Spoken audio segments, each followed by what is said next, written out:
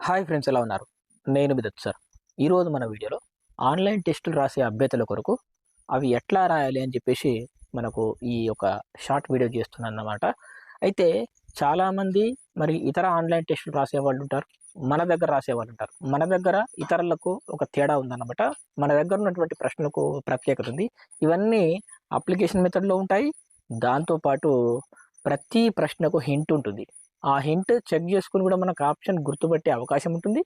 లేదా option click చేసిన తర్వాత రైటా రాంగా చూపిస్తుంది. ఒకవేళ రైట్ అయితే దానికి ఎక్స్‌ప్లనేషన్ కూడా వస్తుంది.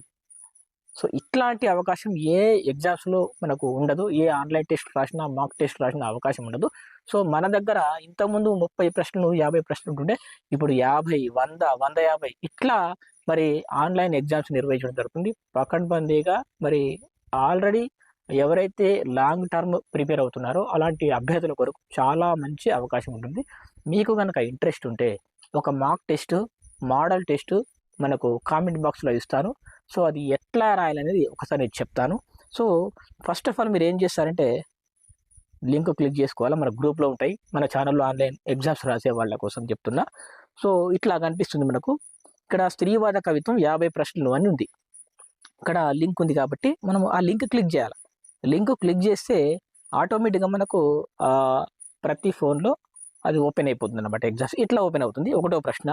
సో, ఈ విధంగా ఉంటుందన్నమాట ప్రశ్నలు. ఒకటో ప్రశ్న 50 ప్రశ్నల్లో ఉంటుంది. ప్రతి ప్రశ్న కింద ఇక్కడ షో హింట్ అని ఉంది. షో హింట్ అని ఉంది. దాంతో పాటు 4 ఆప్షన్లు కనిపిస్తున్నాయి. కింద చూసుకున్నట్లయితే నెక్స్ట్ అనే ఆప్షన్ ఒకటి ఇక్కడ కనిపిస్తుంది. సో, ఈ ప్రశ్న మనము ఆప్షన్ పెట్టుకోవచ్చు. లేదంటే రెండో ప్రశ్న కూడా వెళ్ళిపోవచ్చు డైరెక్ట్. ఎట్లా అయినా సరే మన ఇష్టం అనమాట. ఇక్కడ పెట్టుకోవచ్చు. దాని తర్వాత నెక్స్ట్ ఆప్షన్ మీద క్లిక్ చేసి ఇది రెండో ప్రశ్న, ఇది మూడో ప్రశ్న, ఇది నాలుగో ప్రశ్న ఇట్లా అన్నమాట. ఇప్పుడు ఒక ఖడ్గం కాదు, ఒక కన్నీటి చుక్క కాదు, నేనొక అగ్నిశిఖను, ఈ భావజాలం ఏ ధోరణి ప్రతి ప్రతిబింబిస్తుంది. ఇది ప్రశ్న అన్నమాట. ఇక్కడ మనకు ఆప్షన్లు ఉన్నాయి. మనకు ఆప్షన్‌లో ఆన్సర్ డైరెక్ట్ తెలిస్తే పెట్టేయచ్చు. లేదంటే షో హింట్. ఇక్కడ స్త్రీ తనను తాను అణగారిన వర్గంగా కాకుండా చైతన్యమూర్తిగా చూసుకోవడం అనే ఒక ఆప్షన్ ఉంది. ఇది హింట్. దీని తర్వాత మనం ఆప్షన్స్ పెట్టుకోవచ్చు. ఫర్ ఎగ్జాంపుల్ మనకు ఆప్షన్ ఏముంది? అభ్యుదయ కవిత్వం, భావ కవిత్వం, చైతన్యవంతమైన స్త్రీవాద కవిత్వం, సంప్రదాయ కవిత్వం. ఇక్కడ నేను ఒక అగ్నిశిఖను ఈ భావజాలం అంటాడు. భావజాలం అంటే ఇది ఏ ధోరణికి చెందింది అంటున్నాడు. కాబట్టి ముఖ్యంగా ఇది చైతన్యవంతమైన స్త్రీవాద కవిత్వం అని నేను ఆప్షన్ క్లిక్ చేసిన. క్లిక్ చేయంగానే ఇక్కడ దట్స్ రైట్ అని ఆన్సర్ కరెక్ట్ అని చెప్పేసి వచ్చింది. దాని తర్వాత ఇంకో విషయం ఏంటంటే మనకి ఇక్కడ బెనిఫిట్ ఏంటంటే ఇక్కడ ఏమని ఉంది?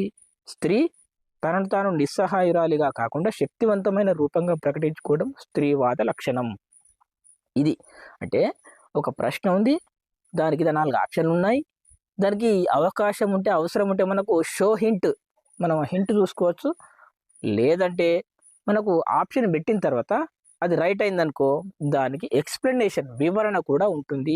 ఈ అవకాశం ఏ ఆన్‌లైన్ టెస్ట్‌లో ఇట్లాంటి ఛాన్స్ అయితే ఉండదు. సో, మన దగ్గర ఉంది.